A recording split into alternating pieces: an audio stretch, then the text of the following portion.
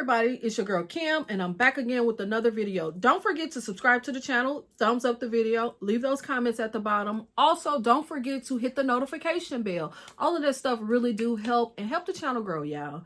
Let's get into it. This video is going to be just, let's talk about it. Let's talk about it. We're approaching hack season. What I mean by hack season, meaning your apps, your credit cards, things of that nature could be hacked because again, the holiday season, and I'm sure everybody is buying like gifts and shopping a lot of the sales. So I just kind of wanted to make this video just so we're all aware. So with Bath and Body Works, and then again, this could happen to any app, any card, anything. So just keep that in mind.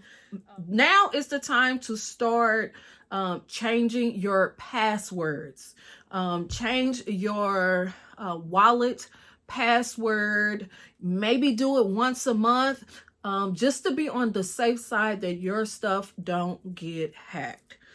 Also, if you've already experienced this, leave that down in the comments, y'all. Yeah, I want to know, has anybody ever experienced this? I have, but it was many years ago.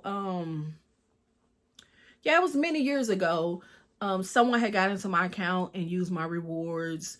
I can't even remember how long ago that was. But anyway, so leave in the comments, what did you do when your account got hacked?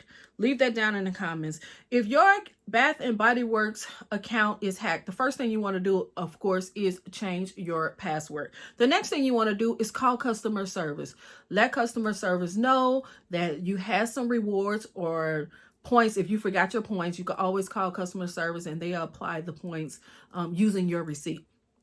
But if your rewards was used, you want to let them know, hey, I had 2 rewards and I know I didn't use them, but now they're gone. So they could look in the system and see exactly when the rewards was used, where they were used at. And I believe they make like a report or something. I know years ago, they used to look at it and they could see that they were used somewhere else and they would just apply them back. Now, I believe they do something different because I was reading on Reddit, someone account had got hacked and they doing a whole little investigation before they actually give them the points back or the rewards back. So yeah, that's the first thing you want to do is call customer service. Well, the second thing, call customer service. First thing, change your password and make sure it's something very hard that's not easily, guessed. Another thing, when you go into the store, get in a habit of letting the associates scan the barcode. Go into your app and open it up and let them scan that barcode. Yeah, it might take a little bit. Y'all know sometimes when you go into Bath and Body Works, the internet is not working right. Most of the time it's good to just already have your app open and ready. That's what I do. Never ever just say your email address or your phone number because someone could be listening. Again, my Sephora account was hacked that way.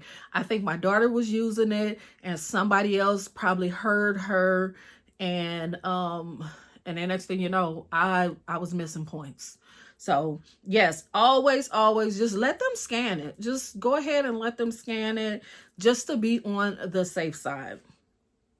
So again, leave it in the comments. Let me know, have you ever went through this? Leave that in the comments. Also, again, we're going to be buying a lot of stuff with the online exclusives. Sometimes they're new scents and you've never tried them before and you don't know what it smells like. So you kind of blind buying this stuff. So remember, anytime you do a BOPIS order or you do an online order, you never get a receipt. You never ever get a receipt. So most of the time when you take the stuff, you bring the stuff back to the store, they always want to process it as no receipt. But technically you do have a receipt and the receipt is your order number. They're supposed to log into another system that allows them to put the order number in it, and that's how your order or your receipt or your transaction will pop up for them. But I'm assuming it's a lot faster for them to just process it as a no receipt. The downside of them processing it like that, there's a $250 threshold for returns without a receipt. That kind of penalizes the customer, you know, and it's not fair, especially if you know you purchased these things, you know you have your order number, or you know that you could pull it up, you know, your BOPIS order on your phone, and they still say, oh, well, you know, I just got to process it like this. Anytime they scan your driver's license or your ID, that amount goes on to that threshold. So say, for instance, we've been having a lot of good sales, you know, a lot of collabs been coming out. People been buying like the 3 wick candle holders, which are, they're high dollar. Just imagine returning one of those and they process it as if you didn't have a receipt. And then just think about it. If you then turn around and return some candles, you're already at the threshold. So once you reach that threshold, you could no longer get cash back. You will have to wait 90 days in order to get cash back. And it goes according to like your first transaction. You know, once your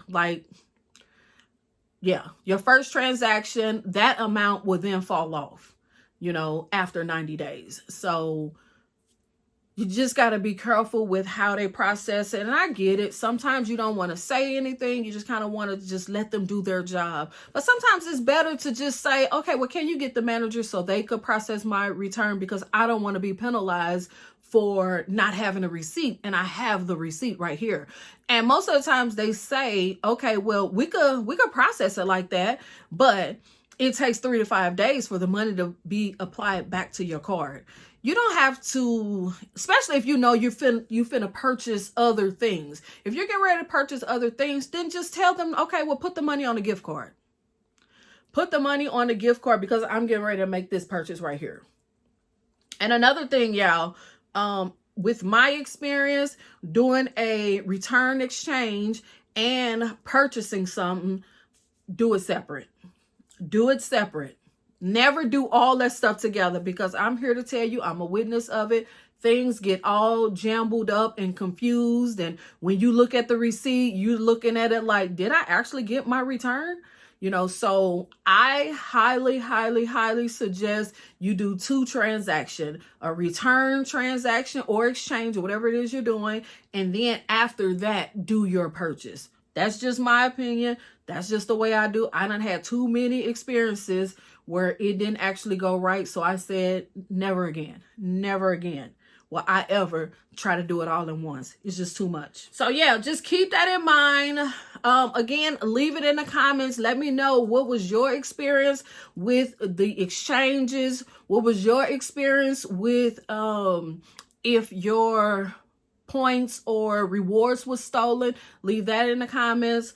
Also, let me know, when you exchange stuff in the store, do they process it the correct way, or do they scan your ID every single time?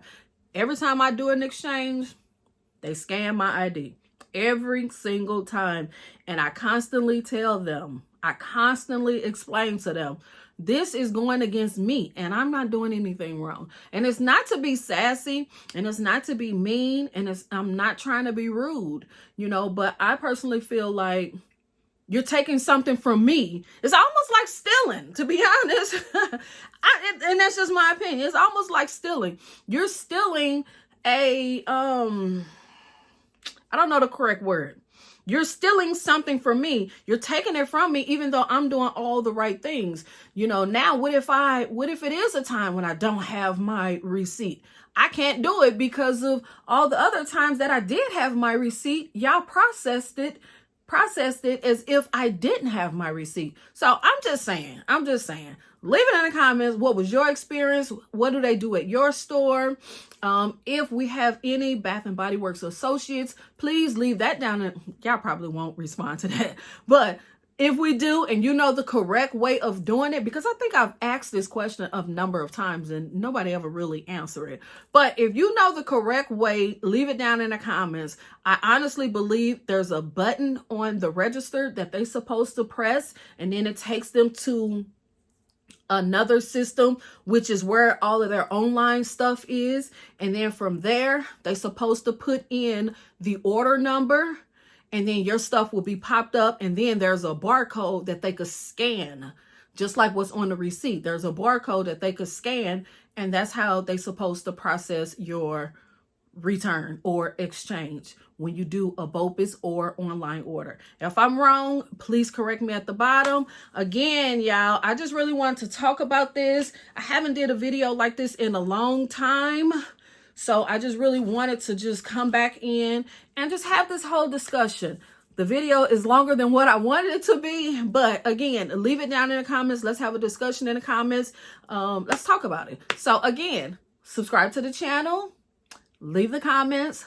Thumbs up. Hit that bell. Do all the YouTube things. And I'll see y'all in the next one. All right. Peace.